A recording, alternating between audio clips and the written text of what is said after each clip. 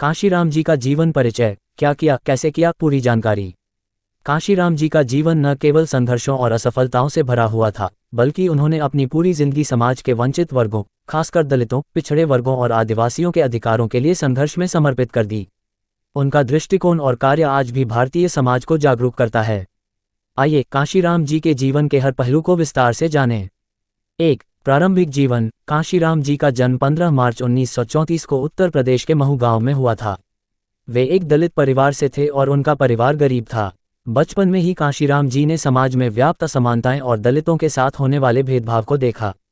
यह अनुभव उनके दिल में गहरी छाप छोड़ गया और उन्होंने हमेशा के लिए समाज के सुधार की दिशा में काम करने का संकल्प लिया। कांशीराम जी का परिवार बहुत ही साधारण था और बचपन में ही वे अपने परिवार की आर्थिक स्थिति के कारण कठिनाइयों का सामना करते थे। उन्होंने अपनी प्रारंभिक शिक्षा अपने गांव के स्कूल से प्राप्त की। इसके बाद उन्होंने शेर-ए-पंजाब कॉलेज से स्नातक की डिग्री प्राप्त की। कांशीराम जी की शिक्षा में एक खास बात यह थी कि उन्होंने कभी भी अपनी कड़ी मेहनत और संघर्ष से समझौता नहीं किया। 2. प्रेरणा और समाज सुधार की ओर कदम। कांशीराम जी का जीवन डॉक्टर भीमराव अंबेडकर से बहुत प्रभावित था। अंबेडकर जी के विचारों और संघर्षों ने उन्हें प्रेरित किया। कांशीराम जी ने उनके विचारों को आत्मसात किया और ये तय किया कि वे भी दलित समाज के उत्थान के लिए काम करेंगे। कांशीराम जी को यह महसूस हुआ कि समाज में व्याप्त असमानता और अत्याचार केवल शिक्षा और जागरूकता से ही समाप्त हो सकते हैं।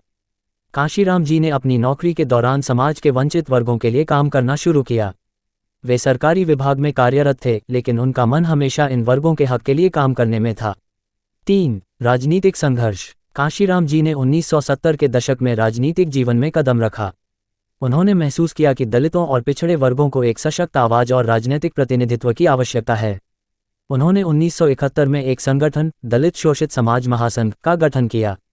इस संगठन के माध्यम से कांशीराम जी ने दलितों और पिछड़े वर्गों के लिए आवाज उठाई। उनकी राजनीतिक सोच में एक बात थी, जातिवाद का अंत होना चाहिए, लेकिन ये तब संभव है जब हमें खुद को संगठित करना होगा। कांशीराम जी का ये दृष्टिकोण उन्हें समाज के अन्य नेताओं से अलग करता था। 4. बहुजन समाज पार्टी (बीएसपी) की स्थापना। 1984 में कांशीराम जी ने बहुजन समाज पार्टी (बीएसपी) की स्थापना की। बीएसपी का उद्देश्य था दलितों, पिछड़े वर्गों, आदिवासियों, अल्पसंख्यकों और अन्य वंचित वर्गों को राजनीतिक रूप से सशक्त बनाना। कांशीराम जी ने पार्टी को एक नई दिशा दी और इसे एक संघर्ष की शक्ति में बदल दिया। बीएसपी का नारा था समानता और सामाजिक न्याय, जो आज भी पार्टी की पहचान है। कांशीराम जी ने अपनी पार्टी को एक मजबूत संगठन बनाया, जो धीरे धीरे उत्तर प्रदेश और अन्य राज्यों में महत्वपूर्ण स्थान प्राप्त करने लगा। 5. कांशीराम जी के योगदान। कांशीराम जी का योगदान केवल राजनीति तक सीमित नहीं था, बल्कि उन्होंने समाज में जागरूकता और शिक्षा का प्रचार प्रसार भी किया। वे मानते थे कि शिक्षा और जागरूकता से ही समाज में वास्तविक परिवर्तन आ सकता है। उन्होंने दलितों और पिछड़े वर्गों को इस बात के लिए प्रेरित किया कि वे अपने अधिकारों के लिए खड़े हों और उन्हें समाज में अपने स्थान का एहसास हो। दलितों के अधिकारों के लिए संघर्ष। कांशीराम जी ने हमेशा दलितों और पिछड़े वर्गों के अधिकारों के लिए संघर्ष किया।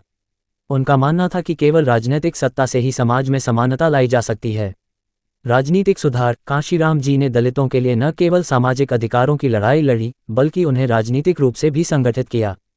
बीएसपी के माध्यम से उन्होंने ये साबित किया कि दलित वर्ग भी सत्ता में भागीदार बन सकता है। शिक्षा का महत्व। कांशीराम जी ने हमेशा शिक्षा पर जोर दिया और दलितों को यह समझाया कि बिना शिक्षा के वे समाज में अपनी स्थिति को बदल नहीं सकते। उन्होंने कई शिक्षा केंद्रों की स्थापना की और दलित बच्चों को शिक्षा देने के लिए कई योजनाओं की शुरुआत की। 6. कांशीराम जी का संघर्ष और राजनीति में सफलता। 1995 में उत्तर प्रदेश में बीएसपी ने पूर्ण बहुमत हासिल 1995 में उत्तर प्रदेश में बीएसपी ने पूर्ण बहुमत हासिल किया और मायावती मुख्यमंत्री बनी। ये कांशीराम जी की राजनीति और संघर्ष का सबसे बड़ा परिणाम था। उनके विचारों और कार्यों की वजह से दलित समाज ने खुद को समाज में सशक्त पाया। कांशीराम जी ने अपनी पार्टी बीएसपी को भारत की राजनीति में एक महत्वपूर्ण स्थान दिलाया। उन्होंने ये साबित किया कि राजनीति में किसी भी वर्ग का प्रतिनिधित्व होना चाहिए, चाहे वह उच्च जाति हो या निम्न जाति। 7. कांशीराम जी की मृत्यु। कांशीराम जी का निधन 9 अक्टूबर 2003 को हुआ। उनका निधन भारतीय राजनीति और समाज के लिए एक बड़ी क्षति थी। हालांकि उनके विचार और कार्य आज भी जीवित हैं। कांशीराम जी ने अपनी जिंदगी में जो रास्ता दिखाया, वह आज भी भारतीय राजनीति के पटल पर मौजूद है।